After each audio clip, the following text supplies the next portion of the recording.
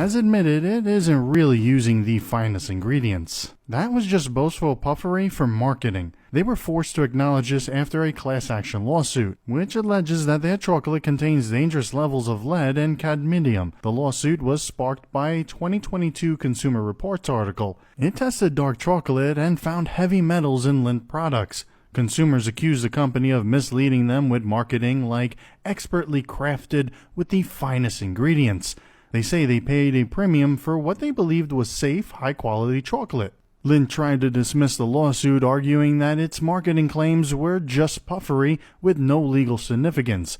But a New York court rejected this argument, siding with the plaintiffs who said the claims were exaggerated and unreliable. Now the brand must face the fallout from these allegations. Two friends who buy Lindt dark chocolate like me because a class action lawsuit was just pushed forth against them by a judge, alleging numerous violations of consumer laws, including false advertising, safety hazard, design defect, and it's because they found significant levels of lead and cadmium in these products, and allegedly have known about this since 2014. Here were some of Lindt's defenses in court, so you know how a company thinks. First, they said it's not false advertising because we never said there's no lead, there's no cadmium in this product. To which the judge said, it doesn't matter because you said all of these things, which would imply to a reasonable consumer that there would be no toxic heavy metals in this product. Well, in defense of all of this, Lindt said that is just inactionable puffery, meaning these are claims that are so exaggerated that no reasonable consumer would rely on them to buy a product. To which the court said, no, that is not true. A reasonable consumer would see this advertising and again expect a premium product and at the very least an absence of toxic metal. But then Lindt says, wait, nobody's actually proven to be injured directly from eating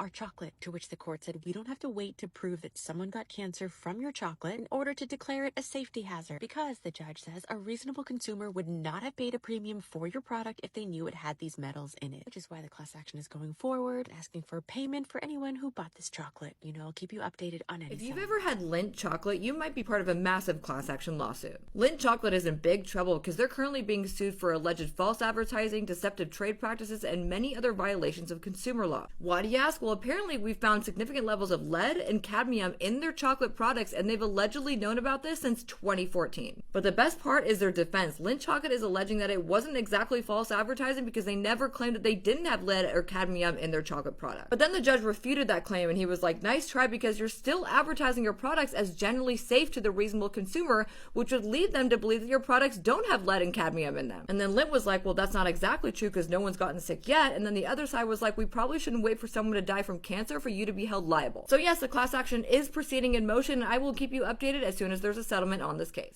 Responding to my video on heavy metals in chocolate. In this video, I will answer how do heavy metals get into the chocolate in the first place, and my next videos will discuss if it's only US chocolates, how to test for heavy metals, and how to detox heavy metals. So follow for more.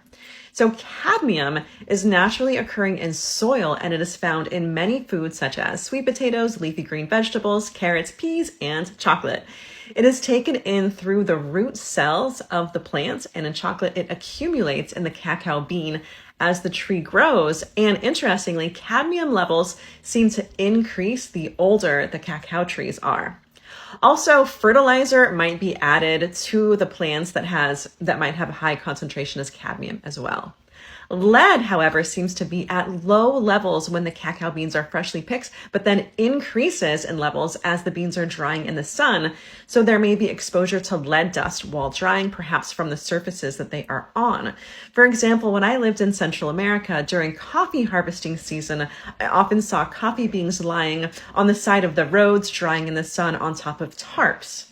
Because these heavy metals get into chocolate in different ways, it means that chocolate manufacturers need to look at changing both the cultivation and the production processes in order to decrease these potentially harmful heavy metals. A lot of people have asked if only US chocolates contain heavy metals.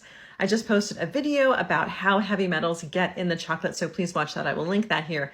The majority of the world's chocolate is produced in Western Africa, but also in South America, Mexico, and Indonesia. I live in the only US state that commercially produces chocolate, and that is Hawaii. I would love to see a study about the different levels of lead and cadmium based on where the chocolate is grown and dried, because Consumer Reports cites that that is how the majority of these heavy metals are getting in. And chocolate from a high cadmium area can be mixed with chocolate from a lower cadmium area to lower the level of cadmium overall. Now, cadmium is naturally found in the soil, and the highest amount of lead in chocolate is believed to come from places that still use leaded gasoline to power the drying machinery. Now, Europe did officially set acceptable cadmium levels in 2019, so perhaps it's time for the US to follow suit.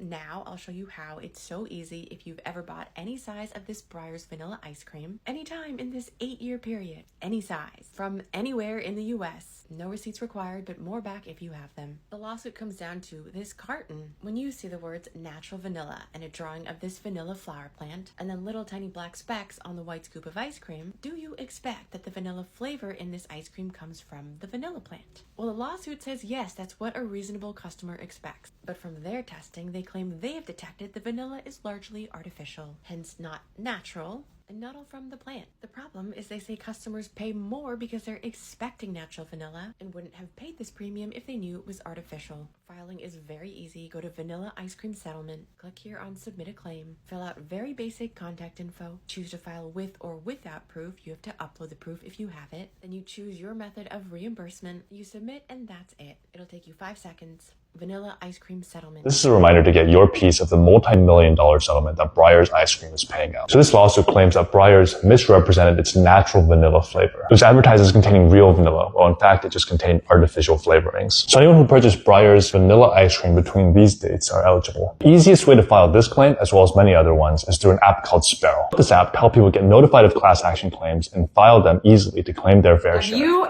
had Breyers natural vanilla ice cream in the last several years? If so, you might be entitled to compensation, because that's what just happened, where Breyers decided to settle a class action lawsuit for about $8 million, where the lawsuit claimed that they said this natural vanilla would lead you to believe that the vanilla was coming from the pure vanilla bean plant, when in reality it was not. In fact, the natural vanilla was made from a completely different element or plant, and therefore they said it was misleading in their advertisement and what they said. So because of that, they were sued, and instead of going to court and a court making findings that they were actually wrong and that they did something wrong, they decided to settle the lawsuit. Because of that, you might be entitled compensation, and you can then go and apply and ask for Breyers to have to pay you back a little bit or whatever. It always depends on how many claims, and then it gets divvied up between that. Breyers got 1 year to change their recipe to make it so that natural vanilla actually fits